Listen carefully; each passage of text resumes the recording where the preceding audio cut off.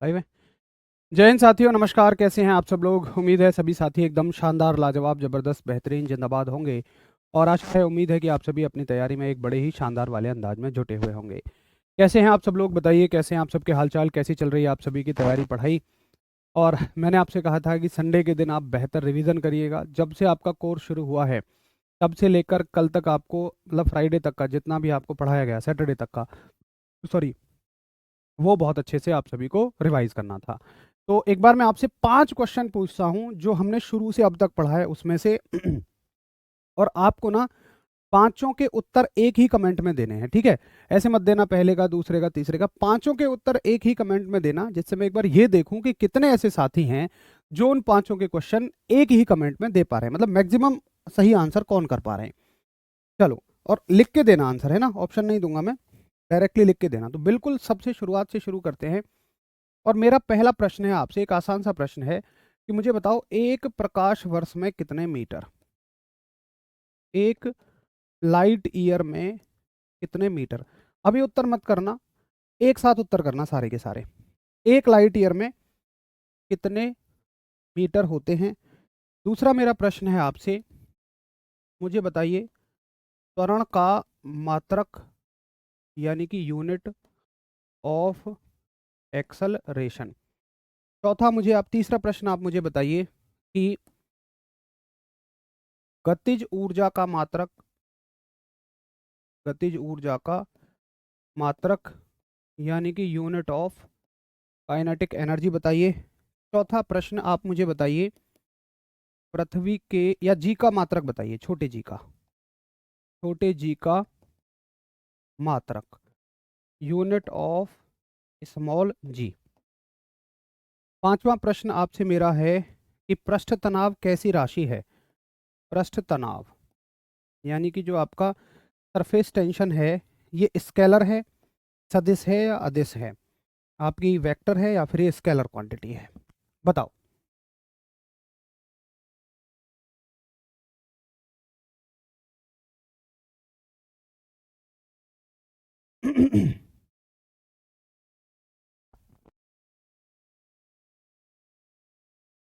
हाँ जी, तो अलग अलग उत्तर आने शुरू हो गए हैं आप सभी के।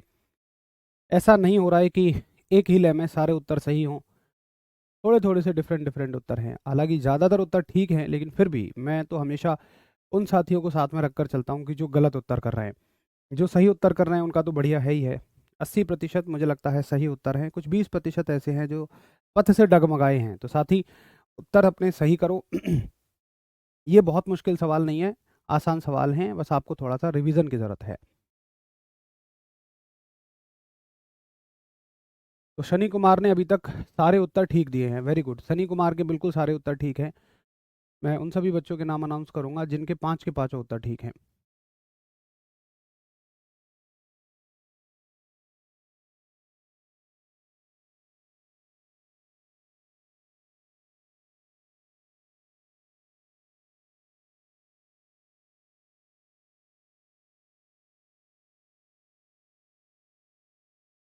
हाँ जी,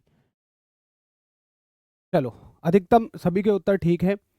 कुछ साथी हैं जो थोड़े से रास्ते से घबराए हुए हैं। न्यूटन पर मीटर स्क्वायर नहीं होता है पंकज बाबू। देखो, आपके उत्तर ये होने चाहिए, आप खुद भी मैच करिए। लाइट ईयर क्या होता है आपका? 9.46 इंटू 10⁻15 मीटर। त्वरण का मात्रक क्या होता है? मीटर पर सेकंड स्क्वायर। जी का मात्रक जो है वो भी मीटर पर सेकंड स्क्वायर है, क्योंकि ये भी एक तरह का त्वरण है। कोई भी ऊर्जा हो, सभी के मात्रक जूल होते हैं, हम लोगों ने पढ़ा था। और पृष्ठ तनाव एक अदिश राशि है, सरफेस टेंशन एक स्केलर क्वांटिटी है, ये हमने अच्छे से पढ़ा था। 3.8 गुणा 10 की पावर मीटर पर सेकंड। काफ़ी उत्तर गलत हैं। देखो, इससे ये समझ में आ रहा है कि आप सभी सभी का रिवीजन नहीं है। कुछ साथियों का अच्छा रिवीजन है, लेकिन अधिकतम साथियों का बहुत अच्छा रिवीजन नहीं है। तो भाई, आप एक बात खुद सोचिए, अगर आप कितना भी अच्छा पढ़ लें, हम कितना भी अच्छा पढ़ा लें, जब तक आपको चीज़ें याद नहीं होंगी तब तक आप ये बताइए कि एग्ज़ाम में लिख के क्या आएंगे। इसलिए कम से कम जो आप पढ़ रहे हैं, जैसा पढ़ रहे हैं, उसको रिवाइज करिए ज़्यादा से ज़्यादा, जितना ज़्यादा हो सके उसको याद करने की कोशिश करिए। अगर आपके पांचों प्रश्न ठीक हैं तो आप सेटिस्फाइड रहिए अपने आप से। अगर नहीं है तो फिर अपने मन में एक ये बात बनाइए कि सिर्फ जो मैं पढ़ रहा हूँ वो कॉपियों में कैद कर रहा हूँ, और कॉपी या ये टीचर जो पढ़ा रहे हैं ये मेरे साथ एग्जाम में नहीं जाएंगे। एग्ज़ाम में जाएगा तो सिर्फ मेरा एक खोपड़ा, मेरा भेजा। इसमें ज़्यादा से ज़्यादा अपना डेटा स्टोर कर लीजिए और वो केवल पॉसिबल हो पाएगा रिवीजन की वजह से। ठीक है, चलिए, तो बगैर देरी किए हुए हम लोग चलते हैं आज के नए चैप्टर पे, जिसका नाम है हीट एंड टेम्परेचर, ऊष्मा एवं तापमान। अब देखिए ऊष्मा एवं तापमान को लेकर आपका एक बड़ा डाउट क्या होता है। अगर मैं आपसे पूछूं बहुत सारे साथियों से कि ऊष्मा और तापमान में क्या अंतर है, तो बहुत सारे साथी आप में से जो अधिकतम होंगे वो ऊष्मा और तापमान में एक डिफरेंस ही नहीं कर पाते हैं, एक अंतर ही नहीं कर पाते हैं बेसिक। तो सबसे पहले हम गहराई में जानेंगे कि ऊष्मा अलग क्या होती है और तापमान अलग से क्या होता है, तभी आप इस चैप्टर की सारी डेफिनेशंस को, सारी चीज़ों को बहुत अच्छे से कर पाएंगे। आओ जरा एक बार शुरू करें ऊष्मा और तापमान के अंतर।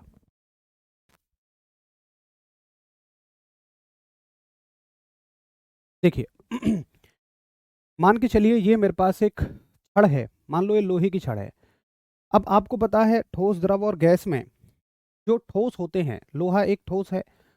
मान लो ये मेरे पास एक लोहे की छड़ है, आयरन की छड़ है, और लोहा कैसा होता है, ठोस है आपका। ये आयरन है और आयरन कैसा होता है, सॉलिड।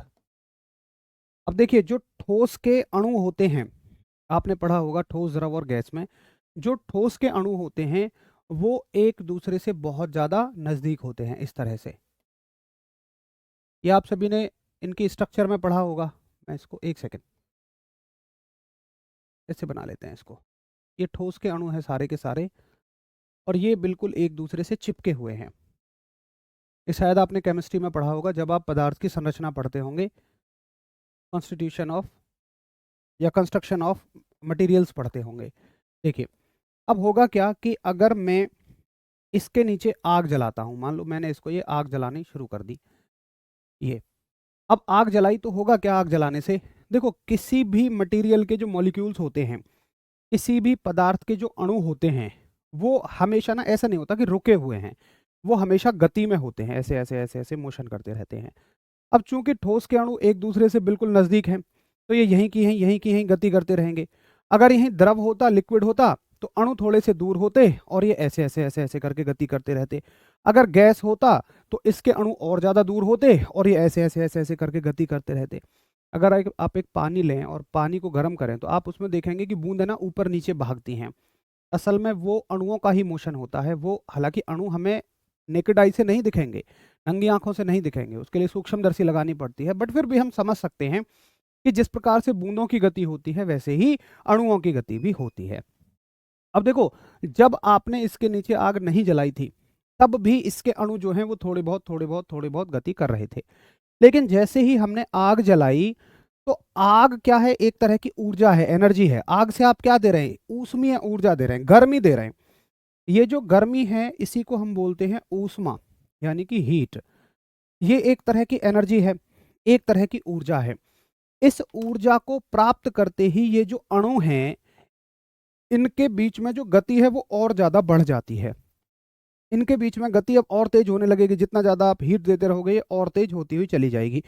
तो हम कहते हैं इसी चीज को कि वस्तु ना गर्म हो रही है।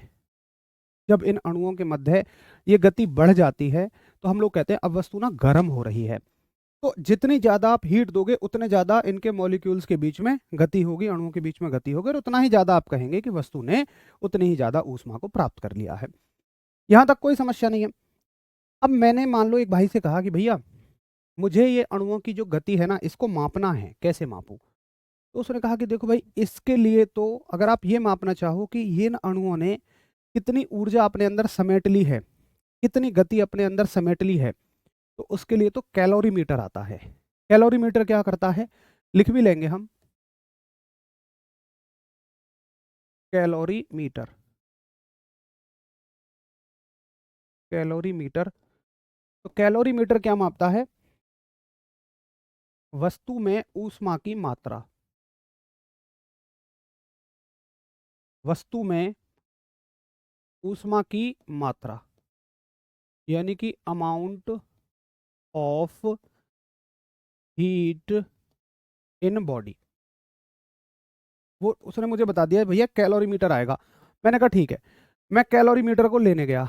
अब भैया कैलोरीमीटर मुझे बता दिया 10,000 रुपये का, कि भैया कैलोरीमीटर 10,000 रुपये का। यार मेरे पास तो नहीं है 10,000 रुपये, और ना ये इतना बड़ा काम है। मान लो मैं कुछ बिजनेस करता हूँ जहाँ पर मुझे ताप मापना है, सॉरी ऊष्मा का मापन करना है, और वहाँ पर मुझे पता चला ऊष्मा माप के 10,000 मिलेंगे भी नहीं, तो भैया मैं कैलोरीमीटर 10,000 रुपये का क्यों ले आऊँ। तो मैंने कहा यार कुछ आसान तरीका बताइए, इन अणुओं के द्वारा प्राप्त जो गति है या जो ऊष्मा है या जो ऊर्जा है, कुछ भी कह लीजिए, जो मोशन है या जो हीट है या जो एनर्जी है, इसको मापने का कोई और तरीका बताइए आसान सा। तो एक भाई ने मुझे बताया कि देखो एक काम करो कि ये जो अणुओं के अंदर गति है ना, इसको एक दूसरे तरीके से मापा जा सकता है। मैंने कहा कैसे मापा जा सकता है। उसने कहा देखो, आप इसके नजदीक एक ऐसी चीज लेकर जाओ कांच की, ये एक उसने एक मुझे यंत्र बनाया, उसने कहा देखो ये कांच है, कांच है और इसमें भर लो पारा, मरकरी, जो कि मैंने आपको लिक्विड वाले चैप्टर में दिखाई थी, मरकरी, इसमें भर लो पारा। मैंने कहा ठीक है। अब उसने कहा देखो ये हमने पहले से ही कैलकुलेट कर रखा है कि मान लो इस पे कुछ गैप बने हुए हैं, जैसे 1 सेंटीमीटर, ये गैप है 1 सेंटीमीटर का, ये गैप है 2 सेंटीमीटर का, ये गैप है 3 सेंटीमीटर का, ये गैप है 4 सेंटीमीटर का। फॉर एग्जाम्पल है, एक्चुअल नहीं है, जस्ट एग्जाम्पल है। तो मैं कह रहा हूं कि मान लो उसने कहा मुझसे कि देखो अगर आप इसमें पारा भरा हुआ है, आप इसको इससे टच कराएंगे तो पारा जो है इस गर्मी को पाएगा, और पारा जो है ना गर्मी पाके फैलता है, गर्मी पाके फैलेगा तो वो ऊपर चढ़ेगा, फैलने का मतलब वो ऊपर चढ़ेगा। अगर वो 1 सेंटीमीटर तक ऊपर चढ़ा तो तुम ये मान लेना कि तुमने वस्तु को 10 जूल की ऊष्मा दी है। अगर ये 2 सेंटीमीटर तक चढ़े तो तुमने 20 जूल की ऊष्मा दी है। अगर 3 सेंटीमीटर तक चढ़े तो 30 जूल की ऊष्मा दी है। और अगर 4 सेंटीमीटर तक चढ़े तो तुम मान लेना 40 जूल की ऊष्मा दी है। और मैंने इन सेंटीमीटर की जगह क्या बोल दिया, डिग्री सेंटीग्रेड, कि इसको सेंटीमीटर मत बोलो, लोग कंफ्यूज होंगे, तुम इनको बोलो डिग्री सेंटीग्रेड। ठीक है, कि ये हो गया 10 डिग्री सेंटीग्रेड, ये हो गया 20 डिग्री सेंटीग्रेड, ये हो गया 30 डिग्री सेंटीग्रेड, ये हो गया 40 डिग्री सेंटीग्रेड। 1 सेंटीमीटर पारा चढ़े तो उसको कह देना 10 डिग्री सेंटीग्रेड, और 10 डिग्री सेंटीग्रेड का मतलब वस्तु के अंदर 10 जूल की ऊष्मा है। ये बात आपको समझ में आई है कि ऊष्मा के मापने का एक आसान तरीका क्या है। ऊष्मा के मापने का एक आसान तरीका है कि आप उस ऊष्मा को पाकर जो पारा है वो कितना फैला, उसकी लंबाई को माप लीजिए। और इसी यंत्र को हम लोगों ने कह दिया तापमापी थर्मोमीटर। इसी यंत्र को हमने कह दिया तापमापी थर्मोमीटर। भैया ये कितने रुपए का है, इसे बनाने में कुल 50 रुपए की लागत आती है और ये 100 रुपए का आपको मिल जाता है। तो सबसे आसान तरीका है ऊष्मा के मापने का कि हम ये माप लें कि उस ऊष्मा को पाकर पारा कितना फैला है, उसी को हम तापमान कह देंगे, टेम्परेचर कह देंगे, और उसी को हम कह देंगे कि इनके अंदर कितनी एनर्जी है, इसके अंदर कितनी ऊर्जा है। जरा बताइए आपको मेरी बात क्लियर है, समझ में आती है। एक बार हम सब करके कहेंगे कि तापमापी क्या है, उस तापमान, अब ये इसी को हम तापमान कहते हैं। तो तापमान क्या है, तापमान केवल दी गई ऊष्मा को मापने का एक तरीका है, बस खत्म कहानी। ऊष्मा क्या है, जो वस्तु को दी और ली जाती है, और तापमान क्या है, इस दिए और ले जाने की मात्रा को हम कह देते हैं तापमान। तो पहले आप तापमापी लिखेंगे, क्या होता है, थर्मोमीटर। तो थर्मोमीटर है तापमान मापने का यंत्र।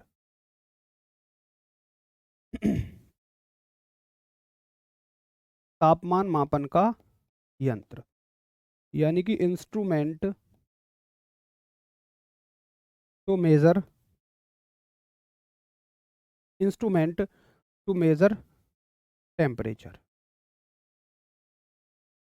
एक बार सभी साथी हम सब करके बताओ, जी हाँ हमें ऊष्मा और तापमान में फर्क समझ में आ गया। ऊष्मा क्या है, ऊष्मा क्या है,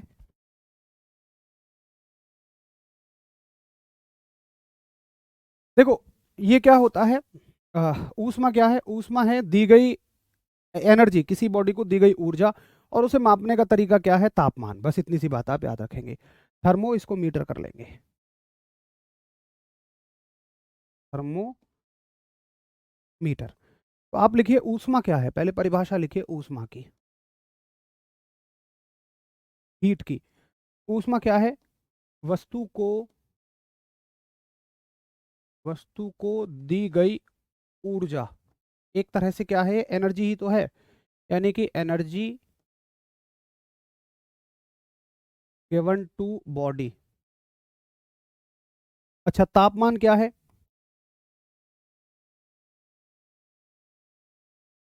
तापमान यानी कि टेम्परेचर। तो टेम्परेचर है ऊष्मा की माप कि कितनी ऊष्मा दी या ली गई है, यानी कि मेजर ऑफ हीट।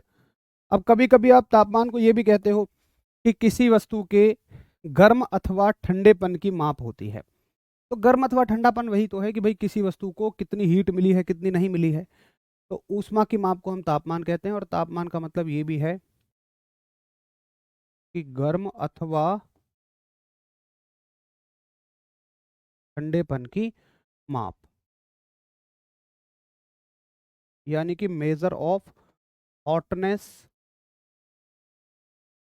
और कोल्डनेस। ठीक है साहब। अब आपसे मेरा एक प्रश्न है, मैं आपसे ये जानना चाहता हूं कि क्या तापमान को किसी वस्तु से लिया और दिया जा सकता है? यस और नो बताओ। क्या ऐसा हो सकता है कि मैं इस वस्तु को 10 डिग्री सेंटीग्रेड का तापमान दे दूं? मेरे हिसाब से आप नहीं उत्तर करिए। क्यों? क्योंकि ऊष्मा ली और दी जाने वाली चीज है। तापमान कोई ऐसी चीज नहीं है कि उसको ले या दे सको। तापमान तो केवल उसकी माप है कि ये वस्तु कितनी गर्म है या कितनी ठंडी है, कितनी इसके अंदर हीट है, कितनी नहीं है। अगर आपको बेसिक डिफरेंस समझ में आ गया हो तो फिर हम इनके बारे में गहराई से पढ़ें, ऊष्मा और तापमान के बारे में। कानू भाई अलग से करना होगा।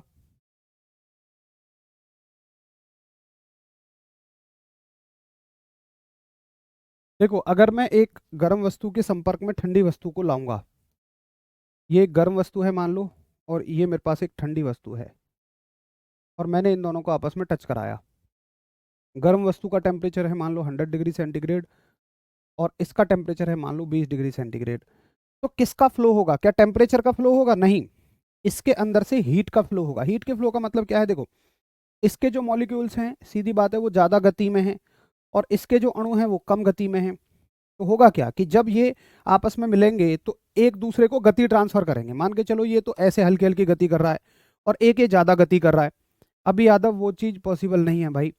ये कम गति कर रहा है, ये ज़्यादा गति कर रहा है, तो जब ये दोनों संपर्क में आएंगे तो ये इसको ज़्यादा गति देगा। मतलब एक समय के बाद ये दोनों समान गति की स्टेट में आ जाएंगे। तो कुल मिलाकर इनके बीच का ना मोशन ट्रांसफर हो रहा है, इनके बीच की गति ट्रांसफर हो रही है। समझ में आया? इनके बीच हीट ट्रांसफर हो रही है, ऐसी चीज को हम कह देते हैं ऊष्मा का स्थानांतरण हो रहा है। टेम्परेचर का स्थानांतरण नहीं होता है, तापमान एक दूसरे में नहीं जाता है।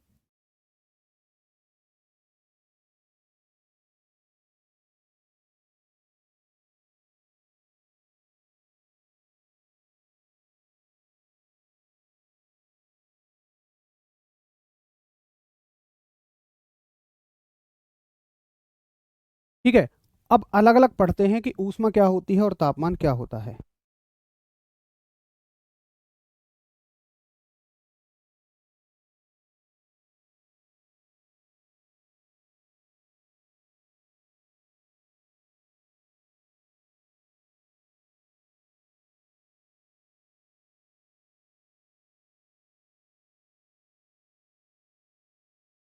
ठीक है, चलो अब वन बाय वन पढ़ते हैं।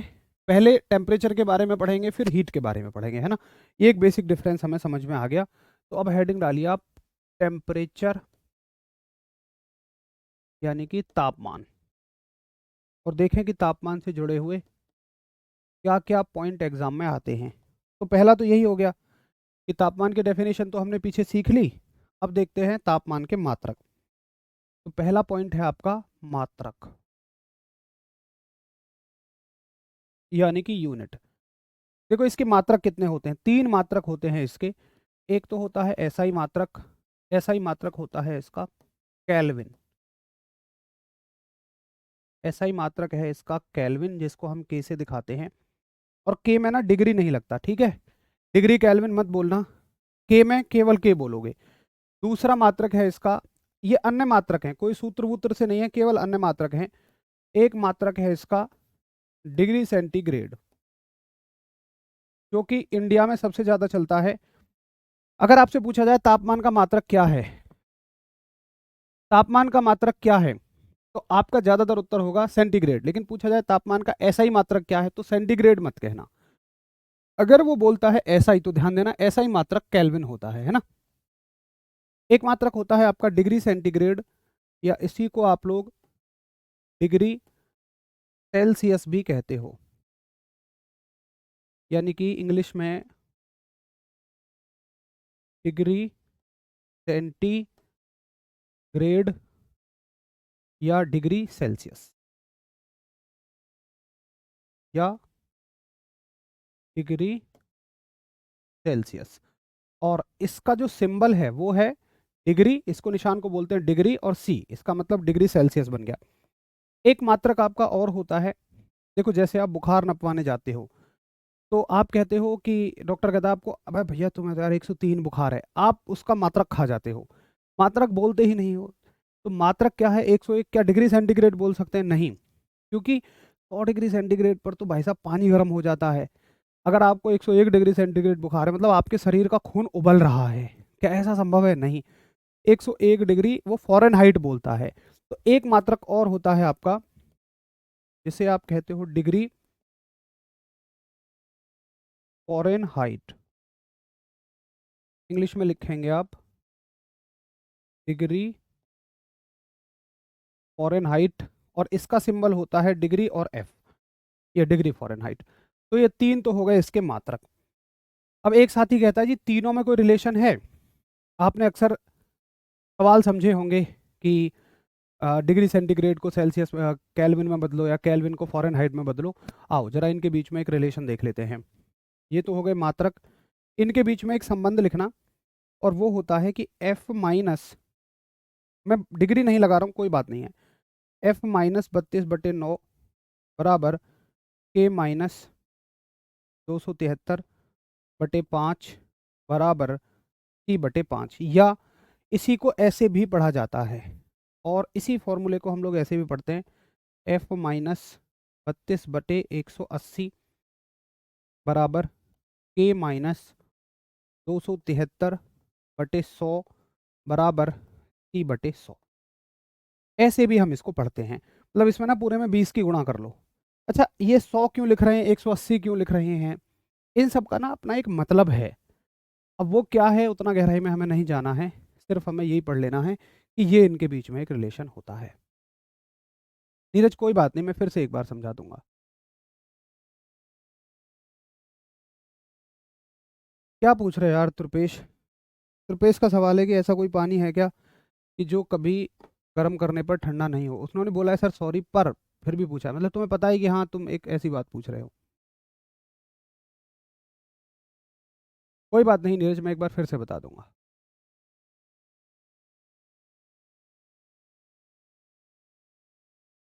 यानी मास के बारे में आगे बात करेंगे, है ना।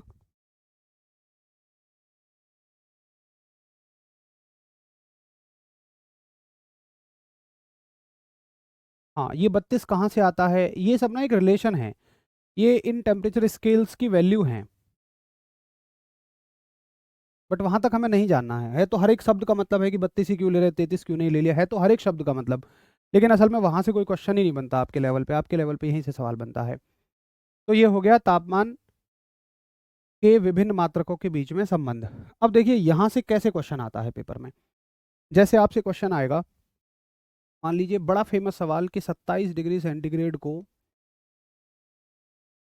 27 डिग्री सेंटीग्रेड को डिग्री फ़ारेनहाइट में, या डिग्री पहले केल्विन करते हैं, डिग्री, अच्छा केल्विन के आगे डिग्री नहीं लिखेगा, तो वो बोलेगा केल्विन में बदलो, यानी कि change 27 degree centigrade to kelvin, वो आपसे ये बोलेगा। तो बताइए कैसे करोगे आप? देखो या तो आप फॉर्मूले पे चले जाइए। अब जैसे फॉर्मूला है हमारा एफ माइनस 32/9 बराबर के माइनस 273/5 बराबर C/5। अगर आप इस फॉर्मूले से करना चाहें तो भी हो जाएगा। देखो कैसे, उसने कहा है डिग्री सेंटीग्रेड और केल्विन, तो डिग्री सेंटीग्रेड और केल्विन को बराबर रख लो, इसको हटा दो, फिर इसका कोई काम नहीं है। पेपर में जिनकी बात करी है सवाल में उन्हीं को लेंगे हम। अच्छा, इनको सॉल्व करोगे तो 5 से 5 कट जाएगा। के माइनस 273 बराबर डिग्री सेल्सियस। डिग्री सेल्सियस में वैल्यू कितनी है? 27। के बराबर 27, ये 273 इधर चला जाएगा तो उत्तर आ जाएगा 300। 300 केल्विन। तो केल्विन में वैल्यू कितनी आ गई है? 300। या एक आसान तरीका मैं आपको बता देता हूं डायरेक्टली। भाई हम यहां तक क्या देख रहे हैं कि यार देखो यहां तक चीजें, ये तो कट गया, ये इधर आ गया। तो हमने ये देखा कि अगर हम डिग्री सेंटीग्रेड में 273 जोड़ दें तो वो केल्विन में बदल जाएगा। तो आप शॉर्ट में ऐसे याद रख सकते हैं या ट्रिक की फॉर्म में ऐसे याद रख सकते हैं कि अगर आपको किसी चीज को केल्विन में बदलना है तो डिग्री सेंटीग्रेड में 273 आप जोड़ दीजिए, बस कहानी खत्म। क्लियर है आपको?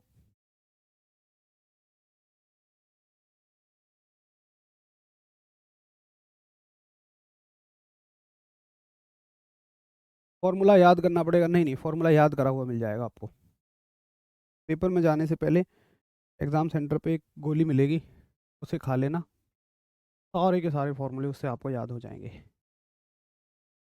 फॉर्मूला तो याद करना पड़ेगा, ये पेपर में नहीं मिलेगा, है ना, फॉर्मूला याद करना पड़ेगा।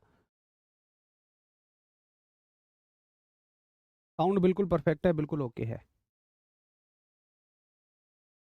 बताइए। जी हाँ, मुझे ये बात समझ में आ गई कि इस तरह से हम क्वेश्चंस कर लेंगे डिग्री सेंटीग्रेड को अगर हमसे केल्विन में बदलवाएगा।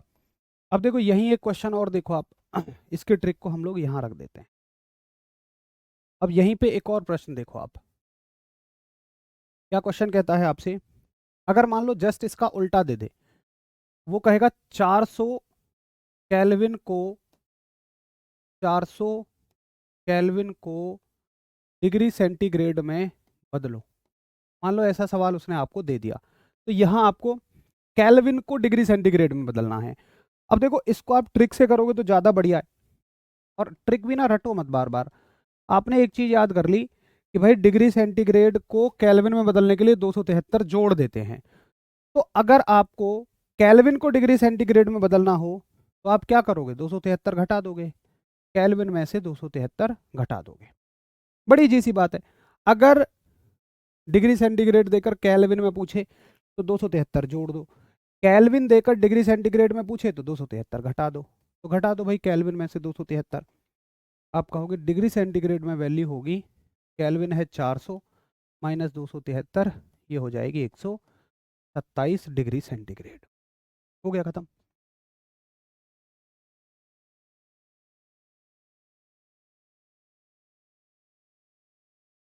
27 तो क्वेश्चन में दिया है ना आपको, क्वेश्चन में दिया था 27 कि 27 को केल्विन में बदलो। बोलिए क्लियर है सभी को?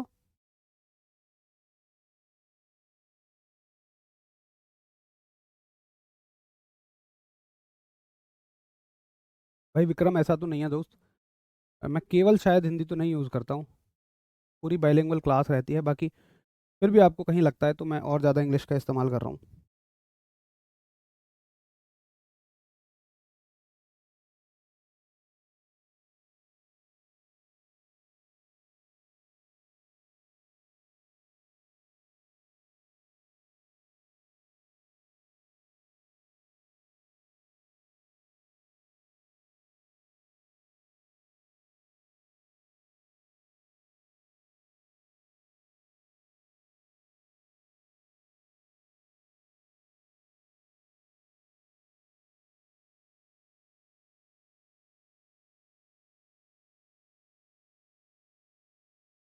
ठीक है, ये आसान सवाल है। चलो, तो ये तो हो गया डिग्री सेंटीग्रेड से फॉरेनहाइट में, ओ सॉरी, डिग्री सेंटीग्रेड और केल्विन में कन्वर्जन। अब डिग्री सेंटीग्रेड और केल्विन ही आपको ज़्यादातर देता है, बट अगर फॉरेनहाइट भी दे दे, मान लो एक क्वेश्चन दे दिया, फॉरेनहाइट देगा नहीं वैसे, बट फिर भी एक बार देख लेते हैं। मान लो आपको दे दिया जाए कि कोई भी टेम्परेचर उठा लो अब तो, कि 100 डिग्री सेंटीग्रेड को फॉरेनहाइट में बदलो, 100 डिग्री सेंटीग्रेड को फॉरेनहाइट में बदलो। तो फिर आपको प्रॉपर फॉर्मूला ही लगाना पड़ेगा। कैसे लगाना पड़ेगा? हमारे पास फॉर्मूला है f माइनस 32/9 बराबर k माइनस 273/5 बराबर c/5। ठीक है। अब देखिए यहाँ पर किसकी बात कर रहा है? डिग्री सेंटीग्रेड और फॉरेनहाइट, तो डिग्री सेंटीग्रेड और फॉरेनहाइट को उठा लो, इसको हटा दो, इसका कोई काम नहीं है अब, ठीक है। मैं अगले पेज पे कर देता हूँ, इसको हटा देंगे हम, तो ये हो जाएगा हमारा F माइनस 32/9 बराबर C/5। अब देखिए आगे, आपको क्या करना है, डिग्री सेंटीग्रेड दिया है 100 और फॉरेनहाइट में बदलना है, तो डिग्री सेंटीग्रेड में कितनी वैल्यू पुट कर दो, 100, ये 100 हमें सवाल में दिया है, C फॉर डिग्री सेंटीग्रेड बटे 5। एक एक स्टेप को सॉल्व करते रहो बहुत आराम आराम से। कितना हो जाएगा भाई, F माइनस 32/9 बराबर 5 से कितने बार कट जाएगा, 20 बार, और नीचे बचेगा 1।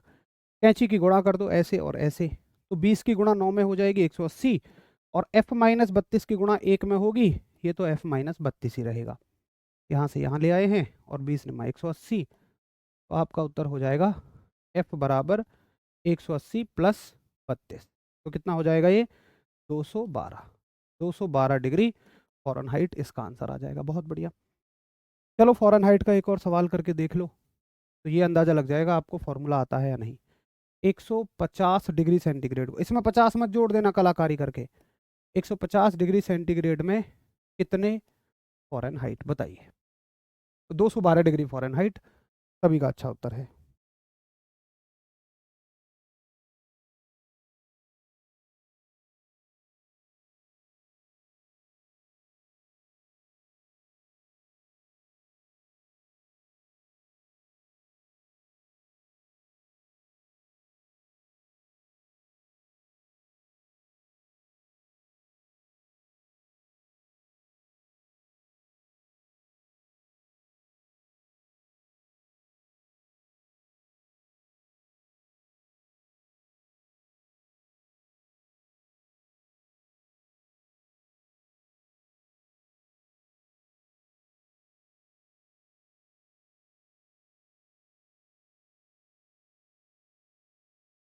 बहुत बढ़िया, तो आप सभी का अच्छा उत्तर है 302। कैसे सॉल्व करेंगे आप इसको इजीली कैलकुलेट कर लेंगे। आप कहेंगे 150 डिग्री सेंटीग्रेड जो है वो फॉरेनहाइट में हो गया मतलब F माइनस 32/9 बराबर डिग्री सेल्सियस में कितनी वैल्यू दी हुई है, 150, तो 150/5, 5 से 30 बार कट जाएगा, यहाँ 1 बचेगा, इसमें मल्टीप्लाई होगी F माइनस 32 और 9 में 30 की मल्टीप्लाई होगी तो 270, तो F बराबर कितना हो जाएगा, 270 प्लस 32, कितना उत्तर आ जाएगा, ये आ जाएगा 302 डिग्री फॉरेनहाइट। ठीक है, तो ये हो गया। आप इस फॉर्मूले की मदद से किसी भी चीज़ को किसी में भी कन्वर्ट कर सकते हो, बट ये ज़्यादा नहीं पूछा जाता है, पूछा आपका ये जाता है, और इसमें भी फॉर्मूले के लफड़े में ज़्यादा ना पढ़ना, टक से ट्रिक याद करो और फट से आंसर ले आओ, इतना ही समय हमारे पास एग्जाम में होता भी है। बाकी मैंने आपको सारा सब कुछ फॉर्मूले से करा दिया। तो ये हो गए टेम्परेचर हम लोग पढ़ रहे हैं, इसमें मात्रक हो गए, मात्रकों में क्या संबंध है, और उसके बाद किस किस तरह से क्या क्या कन्वर्जन हम कर सकते हैं। आगे देखिए, आगे और मात्रकों से क्या इंपॉर्टेंट पढ़ना है हमें, इसी को कंटिन्यू कर रहा हूं मैं, ठीक है। ये पढ़ा था ना हमने, यहाँ यहाँ इस टॉपिक को अभी हमने पढ़ा है, इसी के आगे कंटिन्यू कर रहा हूं मैं डायरेक्टली, आप समझ जाना।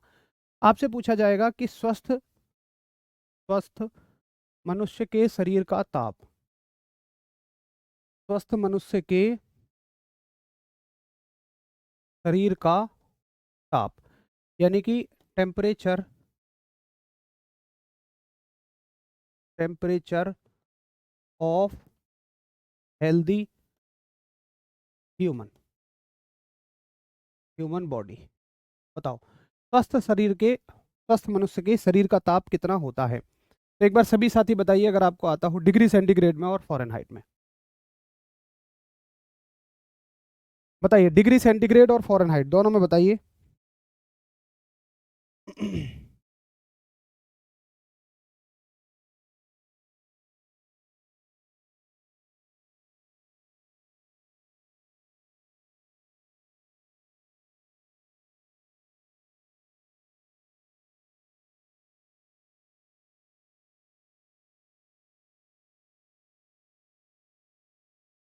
हाँ, बहुत बढ़िया। अगर आप 98 नहीं, 98.6 एग्जैक्ट पढ़िए, 98 नहीं, 98.6, और ऐसे भी मत उत्तर करो, पूरा करो डिग्री फॉरेनहाइट में। अगर आप इस वैल्यू को बदलेंगे डिग्री सेल्सियस में, तो ये हो जाएगी 37 डिग्री सेंटीग्रेड। अगर आप इसको कहाँ से बदल सकते हैं, फॉर्मूले की मदद से बदल सकते हैं, बट हमें बदलना नहीं है, हमें सीधा सीधा याद करना है 98.6 की जगह 37 डिग्री सेंटीग्रेड इसका उत्तर हो जाएगा। तो ये हो गया स्वस्थ मनुष्य के शरीर का ताप। अब देखो तापमान से संबंधित एक और फैक्ट पूछा जाता है, और एक ताप होता है हमारा परम शून्य ताप। परम शून्य ताप, एब्सोल्यूट टेम्परेचर।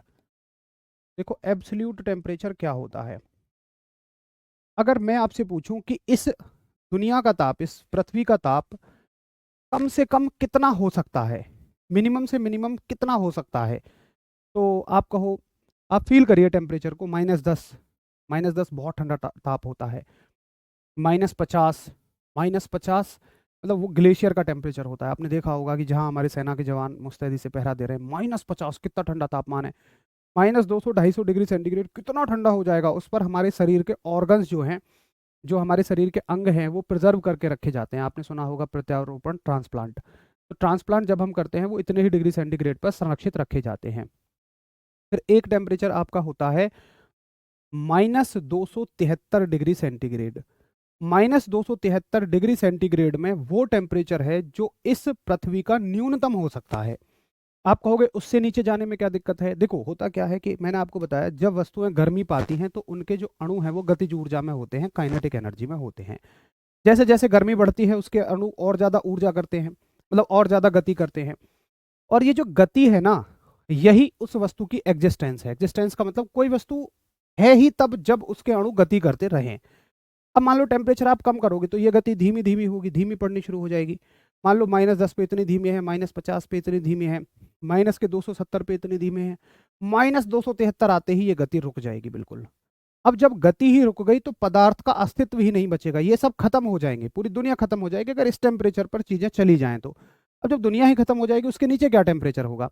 तो परम शून्य ताप, एब्सोल्यूट टेम्परेचर वो है कि जो न्यूनतम संभव ताप है, न्यूनतम ताप यानी कि मिनिमम टेम्परेचर,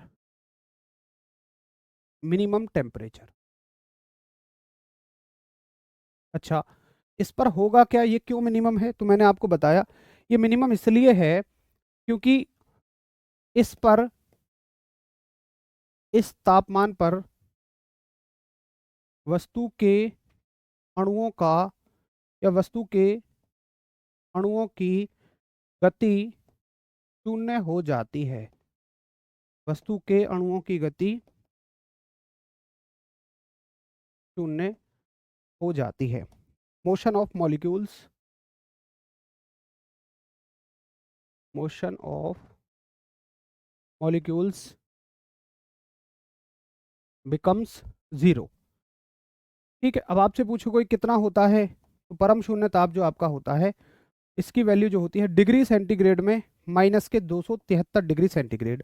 देखो माइनस में माइनस के 273, अब तुम इसको अगर केल्विन में बदलोगे तो आपको पता है कि भाई डिग्री सेंटीग्रेड को केल्विन में बदलने के लिए क्या करते हैं, 273 जोड़ते हैं।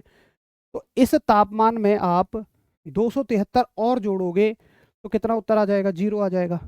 तो केल्विन में कितना होता है, जीरो। दोनों चीजों को अच्छे से याद रखो, बहुत सारे साथी 273 डिग्री सेंटीग्रेड उत्तर कर रहे हैं, नहीं, -273 डिग्री सेंटीग्रेड होता है और केल्विन में जीरो होता है।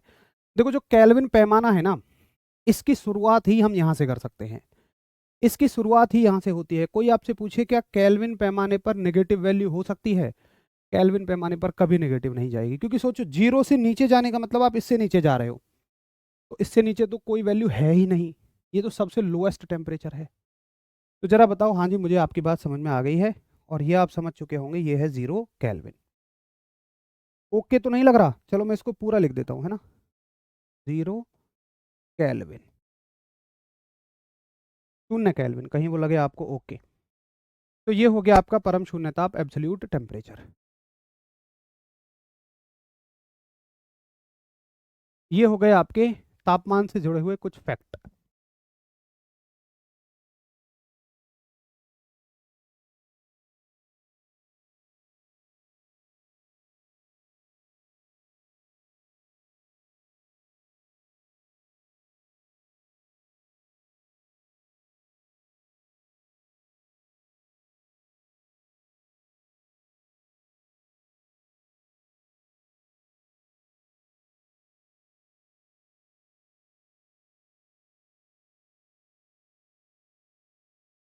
हाँ जी, अब देखो 273 में 273 ऐड होगा। अबे भाई माइनस 273 में ऐड कर रहे हो, है ना? माइनस 273 है ये, माइनस 273 में प्लस 273 ऐड करोगे तो जीरो उत्तर आ जाएगा। ये तो बिल्कुल एडिशन का बिल्कुल सिंपल सवाल है। अब देखिए, एक सवाल इसमें और क्या पूछा जा सकता है, ये होता है लगभग में टेम्परेचर, है ना? माइनस 273 ये एग्जैक्ट नहीं होता है। अगर हम इसको देखेंगे, एक सेकंड रुक जाना, इसमें थोड़ा सा कहीं ऐड कर लेना पॉइंट, ये लगभग है, लगभग, है ना? अप्रॉक्स है, ये एग्जैक्ट नहीं है, अप्रॉक्स। अगर आप एग्जैक्ट वैल्यू पढ़ना चाहेंगे तो एग्जैक्ट वैल्यू होती है -273.15। अच्छा, केल्विन में इतनी रहेगी, केल्विन में चेंज नहीं होगी क्योंकि जीरो केल्विन बोलते ही इसको हैं। अब आपका वही प्रश्न कि अगर दोनों आ जाएं तो इतिहास में कभी ऐसा ना हुआ ना होगा कि दोनों चीज़ें एक साथ आ जाएंगी। वो या तो आपसे ये पूछेगा या फिर ये पूछेगा, बस दोनों हमें वैल्यू याद रखनी है कि आइदर -273 और -273.15। तो ये हो गया आपका तापमान से जुड़े हुए फैक्ट, टेम्परेचर से जुड़ी हुई वो चीज़ें जो एग्जाम में डायरेक्टली आपसे पूछी जाती हैं। अब हम कल का जो पूरा चर्चा रखेंगे अपनी, वो ऊष्मा पर रखेंगे, हीट पर रखेंगे। हीट का एक कॉन्सेप्ट आपको समझ में आ गया, असल में हीट है क्या, तो आपको हीट को समझने में बहुत आसानी रहेगी। अगर आप रटते ऊष्मा क्या है भाई, गर्म है ठंडा है, तो उससे ऊष्मा समझ नहीं आती है, आपको ये मॉलिक्यूलर मोशन ही समझना पड़ता है, उसी से आपको ये समझ में आया होगा। नीरज कुमार, वो तो हम निकाल सकते हैं इजीली, 1 डिग्री सेंटीग्रेड में कितने केल्विन होते हैं, आप आराम से निकाल सकते हो भाई। 1 डिग्री सेंटीग्रेड को केल्विन में बदलना है। आप क्या करते हो, जब भी डिग्री सेंटीग्रेड को केल्विन में बदलते हो 273 जोड़ देते हो, जोड़ दो 274 केल्विन आ गया, खत्म। यहाँ पे केल्विन रख दो। थैंक यू भाई, थैंक यू शैलेंद्र, अच्छा पढ़ाते हैं। माइनस प्लस समझ में नहीं आया, देखो असल में तो फिर ये मैथ है, आप थोड़ा सा मैथ्स अच्छा कर लो। -273 है, -273 में 273 जोड़ेंगे। अगर आपको ऐसा लगता हो कि प्लस माइनस -273 में 273 जोड़ेंगे 546, तो फिर वो आप गड़बड़ कर रहे हैं। ये केवल गुणा में होता है, माइनस प्लस माइनस वो गुणा में होता है। ऐसे में क्या करना है आपको, प्लस के दे रखे हैं माइनस के दे रखे हैं, उतने ही प्लस के हैं उतने ही माइनस के हैं, तो जोड़कर उनका उत्तर हमेशा जीरो आता है। ये तो मैथ्स का बेसिक सा कॉन्सेप्ट है। ठीक है जी, हाँ केल्विन में वो जीरो ही होगा। अब एक फैक्ट और पढ़िए, इसके अलावा एक फैक्ट और आता है कि देखो, अगर मैं ये पूछूं आपसे कि डिग्री फ़ारेनहाइट और सेंटीग्रेड कितने पर सेम होते हैं, डिग्री फ़ारेनहाइट और सेंटीग्रेड कितने पर सेम होते हैं, तो ये केवल यही क्वेश्चन बनता है। अब आपके दिमाग में आए कि भाई डिग्री फ़ारेनहाइट और केल्विन कितने पर सेम होते हैं, वो कभी सवाल ही नहीं बनता है। आप पूछे डिग्री सेंटीग्रेड और फ़ारेनहाइट कितने पर केल्विन होते हैं, केवल ये सवाल बनता है। मतलब 3 टेम्परेचर है ना हमारे पास, Fahrenheit, degree degree Fahrenheit, degree centigrade, Kelvin, तो केवल इन दोनों में सेम टेम्परेचर पूछेगा, ना कभी इसका पूछेगा ना कभी इसका पूछेगा। बाकी अगर आपको निकालना हो तो निकाल सभी का सकते हैं, लेकिन पूछेगा केवल इसी का। तो लिखिए, इसका फैक्ट लिखिए, क्या पूछा जाएगा कि किस ताप पर या किस ताप पर, किस ताप पर डिग्री फ़ारेनहाइट व डिग्री सेल्सियस के मान समान होते हैं, यानी कि at what value degree Fahrenheit and degree Celsius are equal. तो आप कहोगे कि ये दोनों जो इक्वल होते हैं ये होते हैं -40 पर। अब -40 क्या, डिग्री फ़ारेनहाइट या डिग्री सेल्सियस, कुछ भी लिख लो भाई। -40 आइदर डिग्री फ़ारेनहाइट लिखो या -40 डिग्री सेल्सियस लिखो, दोनों तो एक ही बात हो गई ना -40 पे। तो 40 नहीं याद रखना है, -40। अब आप कहेंगे भैया जी आया कहाँ से, तो हालांकि हमें वो नहीं पढ़ना है, फिर भी याद केवल यही करना है। पेपर में आप निकालने नहीं बैठोगे, फिर भी आपकी उत्सुकता को थोड़ा सा शांत करने के लिए मैं आपको फॉर्मूले से निकाल के बता दूंगा। F-32/9 बराबर K-273/5 बराबर C/5। तो हम क्या कर रहे थे कि देखो डिग्री फ़ारेनहाइट और सेंटीग्रेड का रिलेशन है, केल्विन को हटा दो, F-32/9 बराबर C/5, दोनों की वैल्यू बराबर है। तो मान लो x है, दोनों की वैल्यू बराबर होगी तो x मान लो, x -32/9 बराबर x/5। 5 की मल्टीप्लाई करो, 5 में x की मल्टीप्लाई करो 5x, 5 में 32 की मल्टीप्लाई करो 160 बराबर 9 में x की गुणा करो 9x हो जाएगा। उसके बाद आप देखिए 5 को इधर ले जाइए, 5 इधर लेकर जाएंगे, माइनस के 160 बचेंगे और 9x माइनस 5x, ठीक है। तो बताओ कितना हो जाएगा, माइनस 160 और 9 में से 5 गए 4x बचेंगे, 4 से कितने बार, माइनस के 40 बार, माइनस को मत भूल जाना। आ गया उत्तर -40। जिसको समझ में आया बहुत बढ़िया, जिसको नहीं समझ में आया और भी बढ़िया, क्योंकि ये काम आपको करना ही नहीं है पेपर में, ये काम करना ही नहीं है। इतना काम करोगे आपको 30 सेकंड कुल मिलते हैं पेपर में, कहाँ तक इतना बड़ा दिमाग लगाओगे। इसलिए मैं कहता हूँ कि वो चीज़ें के पीछे जाना ही नहीं है जिन्हें हम पेपर में कर नहीं सकते। ये एक्स्ट्रा मेहनत हो गई खामखा वाली, फिर भी आपको याद यही रखना है, सॉल्व थोड़ी ना करके देखोगे आप बार बार। ठीक है भैया जी। तो ये हो गया आपका -40 डिग्री फ़ारेनहाइट या -40 डिग्री सेंटीग्रेड। तो ये सारे के सारे वो फैक्ट हैं जो टेम्परेचर से रिलेटेड आपसे एग्जाम में पूछे जाते हैं। उम्मीद है आज तक आपने इनको बिखरा बिखरा सा पढ़ा होगा और यहाँ पर एक सूत्र में आपने इनको पिरो दिया है। कल को जो हम कवर करेंगे वो ऊष्मा शुरू करेंगे, हीट शुरू करेंगे और हीट से जुड़ने बनने वाले सारे क्वेश्चंस देखेंगे, सारी थ्योरी हम उसमें कवर कर रहे होंगे। और कल ही समय बचेगा तो कल ही उसके क्वेश्चंस कर लेंगे, नहीं तो फिर परसों क्वेश्चन कर लेंगे, फिर अगले चैप्टर पर चले जाएंगे। और कोशिश रहेगी कि इस वीक में आपका सिलेबस जो है वो ख़त्म हो जाए। कोशिश का मतलब ऐसा नहीं है कि ज़बरदस्ती कुछ हम करेंगे, जो जो स्पीड है उसी से चलेंगे। मैं अपना अंदाज़ा बता रहा हूँ, जो आपके चैप्टर बचे हैं औसतन मुझे उन्हें इस स्तर पे पूरा कराने में इतने दिन लगते हैं। बाकी अगर सैटरडे तक नहीं हो पाएगा तो संडे को आपकी एक्स्ट्रा क्लास लगा लेंगे, इस बार संडे भी क्लास रख लेंगे और आपका सिलेबस ओवर करा देंगे संडे तक। जल्दबाजी कुछ नहीं करनी है, स्लो पढ़ना है, चाहे 2 क्लास फालतू पढ़ लेंगे, लेकिन पढ़ेंगे उसी अंदाज में जिस अंदाज में पढ़ते हुए आए हैं, हर एक चीज़ को गहराई से और समझते हुए, जो कि आपके एग्ज़ाम के लिए ज़्यादा ज़रूरी है। मिलते हैं कल, नमस्कार, धन्यवाद, जय हिंद।